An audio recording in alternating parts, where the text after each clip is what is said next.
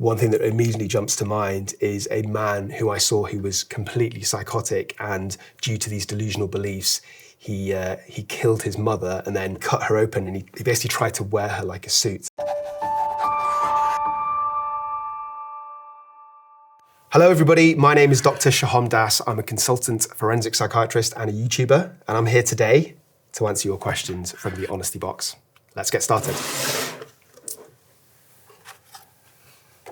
So first question, what do you actually do? That is an important question. So I'm a forensic psychiatrist, right? So a psychiatrist is a medical doctor who deals with and treats mental illness.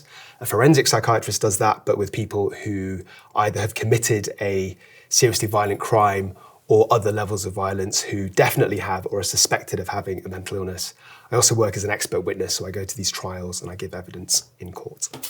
What are the typical personality traits and behaviours of a serial killer? Interesting question. It's quite hard to answer because there isn't really typical serial killers, and they're so infrequent that it's hard to really get an understanding of what is normal, typical. But generally speaking, they're classed into two categories, right? So there's organised serial killers and disorganised serial killers. So organised serial killers, they tend to, as the name suggests, they plan their acts in advance. They savor the moment. They often like to think about it afterwards. So they take mementos or reminders or trophies of their victims, and sometimes they masturbate over them at a later time to gain this sexual pleasure. They put in a lot of time and research into their victims, so they might stalk them for months. So Ted Bundy comes to mind. He absolutely did recon on his victims for several weeks in advance. They tend to be quite intelligent, and they tend to blend in really well into society, which makes them even more terrifying, I think, and even more hard to detect. Whereas disorganized serial killers are pretty much the opposite of all of those things. So they don't particularly plan out their killings. They have this like murderous rage that just comes out in a frenzy, and sometimes they just quite impulsively just decide to kill like a stranger. They don't cover their marks particularly well, but because they don't have a particular type or a target, it also means that they're harder to catch in some ways. They often leave the body at the scene of the crime. They don't have the patience or the wherewithal at that time to actually try and cover up their tracks. And they tend to have a lower IQ, and they tend to struggle to fit into society. So those are people that, in retrospect, you think are a bit weird. What is the most violent crime you've worked on? In terms of the actual level of violence in one incident, one thing that immediately jumps to mind is a man who I saw who was completely psychotic, and due to these delusional beliefs, he killed his mother and then cut her open, and he basically tried to wear her like a suit. And this was all related to psychotic beliefs, delusional beliefs that he had to do this to kind of control these demons. So that obviously sticks out in my mind. I think one of the most kind of shocking cases that I've seen was of a young 18-year-old girl who became psychotic, had these delusional beliefs, again, about demons, and she was babysitting her 3-year-old nephew, and she smothered and killed him because she thought that she had to do this to save him from the afterlife, and she thought that she had the powers to resurrect him because she suffered from these grandiose delusions. So that's also a shocking level of violence, and as you'd imagine, is quite a bit of an emotional roller coaster for somebody like me assessing somebody like her. Why am I obsessed with true crime? I don't know about you, individual question asker, but in terms of people in general, I think there's a number of reasons. First of all, there is genuine curiosity. So I think humans are drawn to the macabre. I think part of it is fear. So part of us are all scared of being a victim of crime. So we like to know the motivations of murderers, serial killers, rapists, et cetera, et cetera. And I think part of it is escapism, really, isn't it? So to watch like a well-made true crime documentary, you put yourself in the perspective of the detective, don't you? So you look out for the own clues, and I think there's an enjoyment in playing along. I've read that women are the overwhelming majority of people that have an interest in true crime. Do you think that's true? Or? Absolutely, yeah. So if I go to, CrimeCon is an event that I speak at regularly, and I would say it is 70% women. I'm not entirely sure what that is, because men by far commit much, much higher levels of violence in everyday life, in society than women do, but women seem to be more interested in it. Maybe it's because of that fear that I mentioned before, so maybe it's because some women feel more vulnerable, so they want to kind of arm themselves with the knowledge and the tools to avoid violence and avoid those sort of difficult situations. How can you tell if somebody is a psychopath? Well, I suppose for me, it's relatively easy, right? Because I have that patient detained under the Mental Health Act, they're in my hospital, so I have lots of sources of information. But I think the more interesting version of this question is how can you tell if somebody is a psychopath, like in real life, out in the real world? And my answer to that, I think, is actually it's quite difficult because psychopaths by their very nature are quite manipulative and they're good at camouflaging themselves. But there are telltale signs. So a true psychopath they'll try and exploit you for anything that they can get from you, whether it's money, whether it's friendship, whether it's sex. And they're quite narcissistic, so everything's about them. And I suppose another way is to look at their social circle of friends. So psychopaths, because they use people, they tend not to have deep friendships. They have a large circle of friends and they know a lot of people, they kind of use them and then throw them away. So that is a way of telling. What's the difference between a psychopath and a sociopath? Yeah, good question. So a psychopath is a formal medical term. So if you ask 50 forensic psychiatrists, they'll all give you the same answer. Sociopath is more of an informal term, so different people will say different things. In terms of the similarities, they manipulate, they lack empathy, they don't care about other people, and they will stab other people in the back. In terms of the differences, sociopaths are less able to contain their emotions, right? So if you piss off a psychopath, they will get revenge on you later. Their revenge is a dish that's served cold, whereas a sociopath will they can't contain their emotions. They'll blurt out what they're feeling and they'll get angry at you. And also sociopaths tend to have lower IQs and they live on the fringes of society. So psychopaths can blend in a lot easier in everyday life. So they could be your next door neighbour, they could be on your golf team. What is the criteria for Broadmoor? So Broadmoor is a high secure hospital. The criteria tend to be, well, first of all, you have to have a mental illness, right? So there has to be a reason for you to have a psychiatrist, a forensic psychiatrist, and a team of nurses, physiotherapists, occupational therapists to treat you in the first place. You have to have a mental illness that can be treated through medication, through therapy.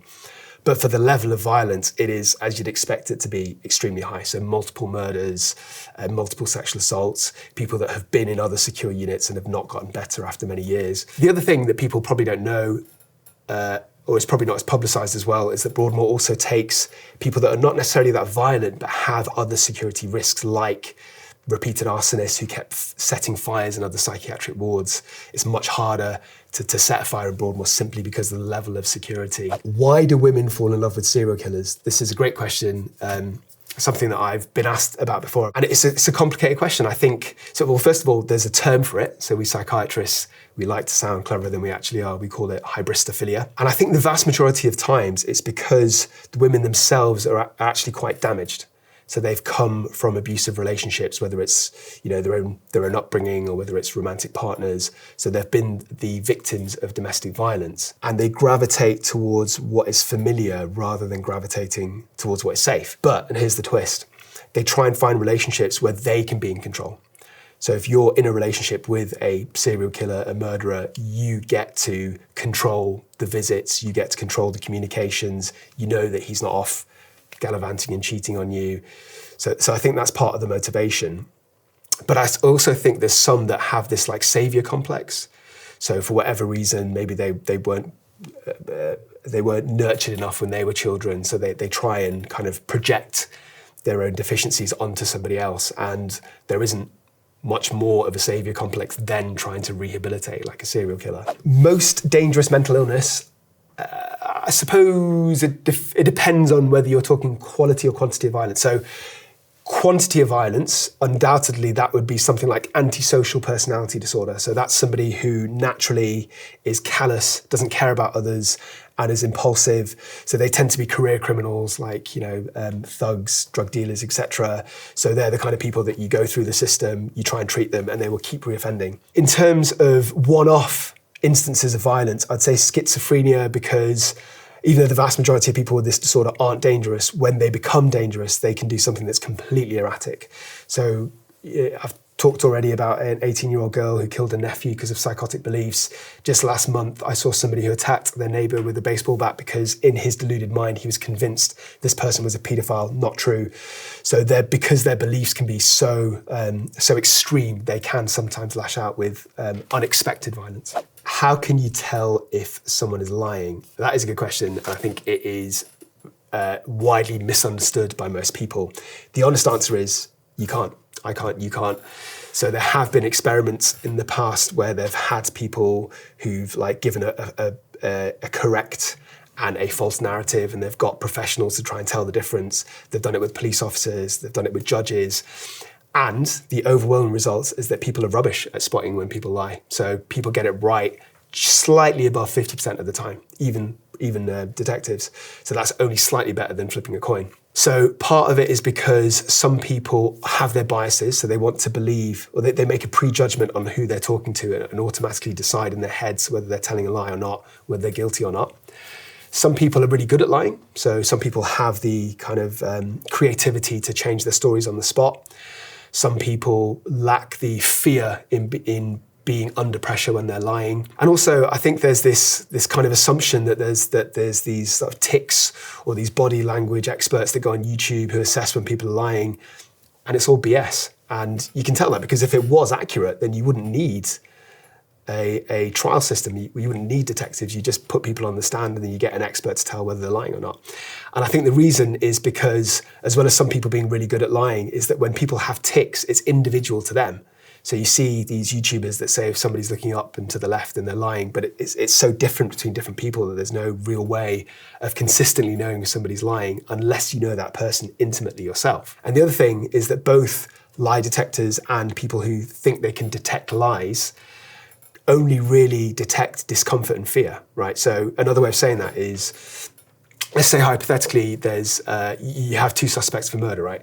And one is telling the truth, but they're really, really nervous because they know that they could potentially go to prison for lying. They might come across as uncomfortable, they might be fidgety, they might be stammering, but they're still telling the truth, they're not lying. Versus you might have somebody who lacks fear like a psychopath who committed the crime, and they might be really good at hiding their discomfort and still be lying. So none of it is accurate. I've heard that 12% of CEOs are psychopaths. Is this true? I think 12% is a bit high, to be honest. I think, from my knowledge, it's more around 4 or 5% of CEOs are psychopaths. Psychopaths are people who lack empathy, who are quite cold and callous, and in the corporate world basically can stab their colleagues in the back and sleep well at night.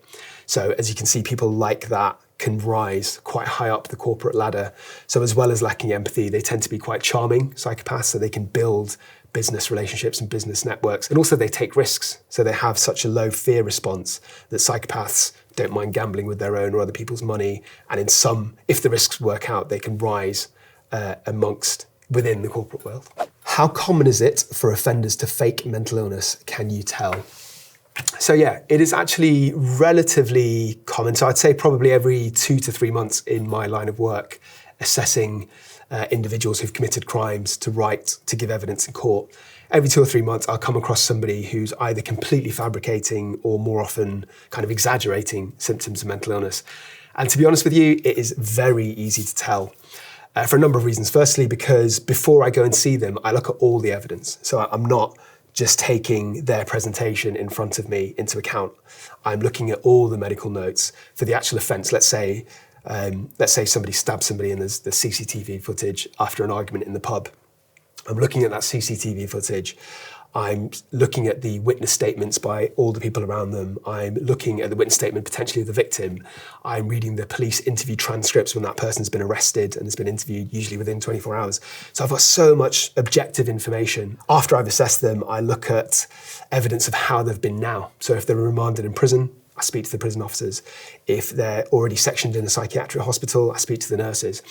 And I'm looking for consistency. So if somebody tells me they're hearing voices and voices told them to stab somebody, which is quite common, it's commonly a complaint I hear, but none of the other evidence suggests that, then my bullshit radar is on high alert. And the other thing is that people aren't that good at faking, psychosis. If somebody's truly psychotic, truly paranoid, when I come in, some chump in a waistcoat they've never met before, they're usually very, very guarded, and it takes a lot of time to elicit, symptoms out of them, because they think I'm part of the system, I'm part of the conspiracy, right? Whereas somebody's trying to fake it, they will tell me within minutes, I'm hearing voices, doctor, or can you see that, vampire in the corner, doctor? So yeah, people are not good at faking mental illness. Did lobotomies work? I'm ashamed to say this as a psychiatrist, but absolutely not. So lobotomies were a cruel, quite an evil, twisted thing. So lobotomies remove your prefrontal cortex, so either the actual part of your brain or the connections to it. And this part of your brain is responsible for things like executive functions. So decision-making, planning, understanding emotions, and sort of sequencing out your thoughts and your behaviors. By removing that, you stop all the issues with that, and it was invented for diseases like schizophrenia, bipolar, but the problem is it turned patients into zombies. At a stretch, you could say that it improved the conditions of some patients who were so extreme and so uncontained in their emotions and so violent that they became kind of docile, dribbling wrecks. But obviously this is a very cruel thing to happen. So in the 60s and 70s, people realised that the cons heavily outweighed the pros. It's kind of like trying to fix a house with a water leak. By blowing up the house, you do get rid of the water leak, but at what cost? Does anybody have the potential to commit a serious crime? Yes, sadly is my answer. So there is a criminology theory called stakes of commitment made by Hershey in 1969. And that basically says that everybody potentially commit a crime if they have enough to lose. So the reason that the average person doesn't commit a crime is because it would affect their freedom going to prison, it would affect their status, it would affect their relationship with their families, it would affect their lifestyles, their commitment to their jobs, to education. But if you lose those things, so if you don't have them in the first place, or if they're taken away from you, then the boundaries and the barriers to commit crime reduce. So potentially anybody can. But I suppose that's in terms of pre-planned crimes. In terms of impulsive crimes, from my experience, absolutely. I've seen people who have got no kind of criminal record who lose it in the heat of the moment. An argument usually about some sort of relationship problem or argument within a relationship or jealousy. They can lose it, they can attack people. Drugs, so I've seen people who've gone on massive drug binges who either just become disinhibited or become psychotic, drug-induced psychotics who do unspeakable, unimaginable things, stabbing, killing, sexual assaults, and also mental illness, so that's my specialty, right? So even though I would like to make the point that the vast majority of people with a mental illness are not dangerous, a small proportion are, and those are the people that I see. So I've seen people who have never committed any acts of violence and then do something extremely violent because they have these delusional beliefs at the time that the person they're attacking is dangerous for some reason. Do you ever have empathy for criminals? Absolutely I do. So an uncomfortable truth that I found out through my line of work that I don't think I fully appreciated through my training is that the vast majority of the defendants that I see were in some ways victims themselves.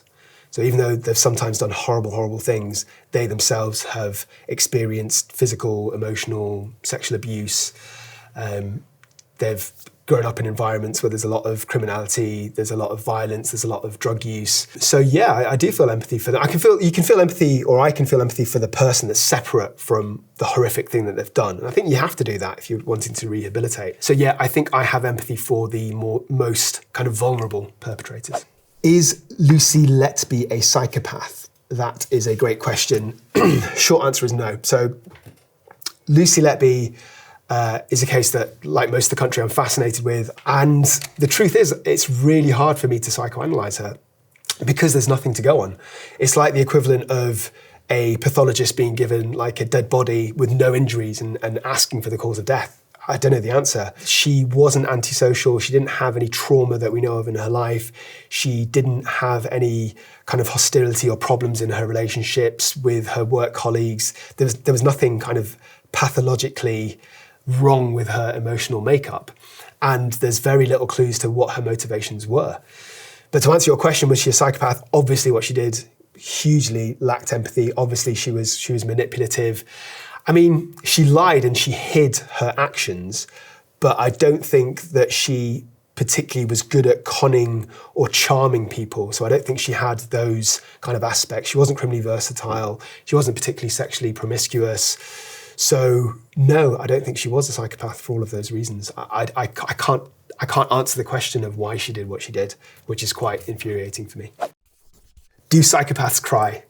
So I suppose psychopaths don't feel emotions to the same degree that most people do. Most emotions, whether that's, they can feel anger, but they definitely don't feel empathy. They feel sadness, but probably not to the same depths that we do. They don't feel fear. So do they cry? I think they can cry, but I think the likelihood of them crying is lower and the threshold for them to get upset is much, much higher.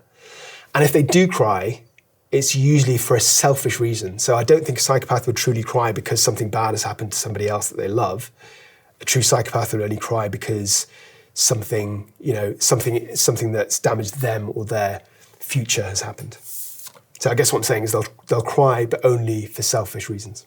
Can a head injury change your personality? Yeah, absolutely. So especially if it's your frontal lobe, so right at the front of your brain. So the frontal lobe is in charge of higher executive functions, so like decision making, controlling your emotions, controlling your personality, understanding the emotions of other people, planning sequences is all done by your frontal lobe, right? So if you have a specific injury, whether it's a tumor or a stroke or even like a physical bullet wound or something, though it's very rare, it can completely change your personality. So it can make people really impulsive. It can make them quite disinhibited. So I've assessed a woman once who was in her 60s, who was completely normal before. She was middle class, a bit prudish, middle age, well, 60s. And then almost overnight, she suddenly changed. She became quite sexually promiscuous. She had affairs out of the blue, lots of them in a short space of time. She was going to like orgies. The reason that she came to my attention was because she got arrested for threatening her next door neighbor who she'd been friends with for like 20 years over some bullshit argument about putting the bins out or something. And it was only afterwards when she was on remand that she had an MRI scan and it showed that she had a very specific stroke in her frontal lobe. So yeah, overnight she changed in her personality. Which serial killer would you like to meet? I would have to say Ted Bundy, because he's somebody who's been diagnosed as a true psychopath. He was apparently really, really charming. So obviously he charmed his victims into a false sense of security. But aside from that, he actually charmed some of the police officers who were investigating him. He charmed some of the reporters to kind of give positive stories about him. And I'm just genuinely intrigued to know if, armed with that advice, whether I would fall for his charms or not, or whether I'd see through it all. Do you think there'll be attempts on Lucy Letby's life in prison? I think that there are prisoners in the women's estate who will think nothing of trying to get a trophy like Lucy Letby.